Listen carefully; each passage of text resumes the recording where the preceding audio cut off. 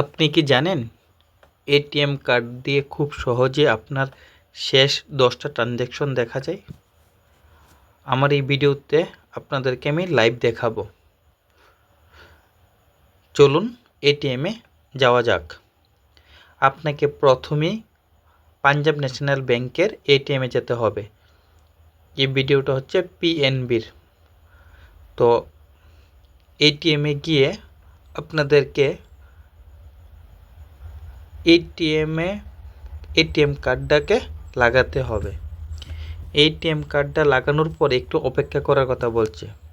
তারপরে এরকম একটা স্ক্রিন চলে আসবে। এখানে banking, first cash, balance enquiry, ব্যাংকিংয়ে দিয়ে দেবে ব্যাংকিং, তারপরে ইংলিশ দিয়ে দেবে,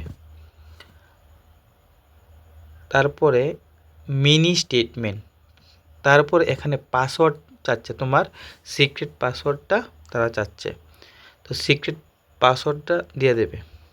তো খুব সহজেই 10টা ট্রানজ্যাকশন বের হয়ে গেল। দেখতে পাচ্ছ 10টা ট্রানজ্যাকশন বের হয়ে গেল। তোমার ব্যাংকে গিয়ে বারবার জিজ্ঞেস করতে হবে না যে আমার কিছু ট্রানজ্যাকশন লাগে। লাস্ট তোমার অ্যাকাউন্টে কী কী ট্রানজ্যাকশন হয়েছে আর কত তারিখ হয়েছে, এই যে দাগ দিচ্ছি দেখতে পাচ্ছ 27 তারিখ, এরকম এই তারিখগুলি এরকম থাকবে। ঠিক আছে, আমি যে এখন মার্ক করেছি এগুলি তারিখ। আমি আবার দেখিয়ে দিচ্ছি। আমি বলছি, আপনি কি জানেন এটিএম কার্ড দিয়ে সহজে আপনার শেষ 10টা ট্রানজ্যাকশন দেখা যায়?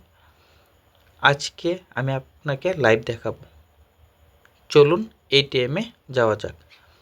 এটা হচ্ছে পিএনবির এটিএম, পাঞ্জাব ন্যাশনাল ব্যাংকের এটিএম। তো পাঞ্জাব ন্যাশনাল ব্যাংকে গিয়ে এটিএম কার্ডটাকে মেশিনে লাগিয়ে নিতে হবে। মেশিনে লাগানোর পরে এরকম একটা স্ক্রিন চলে আসবে, প্লিজ ওয়েট বলে। তো ওইখানে গিয়ে ব্যাংকিংয়ে দিয়ে দেবে, ব্যাংকিং ডান দিকে উপরে।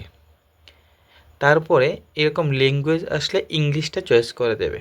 তারপর ওইখানে দেখো একটা মিনি স্টেটমেন্ট লেখা থাকবে, মিনি স্টেটমেন্ট। মিনি স্টেটমেন্টে টাচ করার পরে তোমার সিক্রেট পাসওয়ার্ডটা তারা চাইবে। তো সিক্রেট পাসওয়ার্ডটা দেওয়ার পরে একটু অপেক্ষা করবে, তারপরেই একটা স্লিপটা বের হয়ে যাবে। শেষ 10টা ট্রানজ্যাকশন অটোমেটিকলি বের হয়ে গেছে। দেখতে পাচ্ছ এই যে আমি দাগ দিচ্ছি এগুলি তারিখ। দেখো 2026/4/27 এরকম তারিখ বের হবে।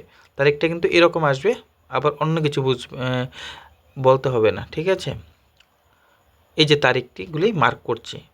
তো আশা করি আমার ভিডিওটা ভালো লেগেছে। আমার ভিডিওটা সম্পূর্ণ দেখার জন্য তোমাদেরকে ধন্যবাদ।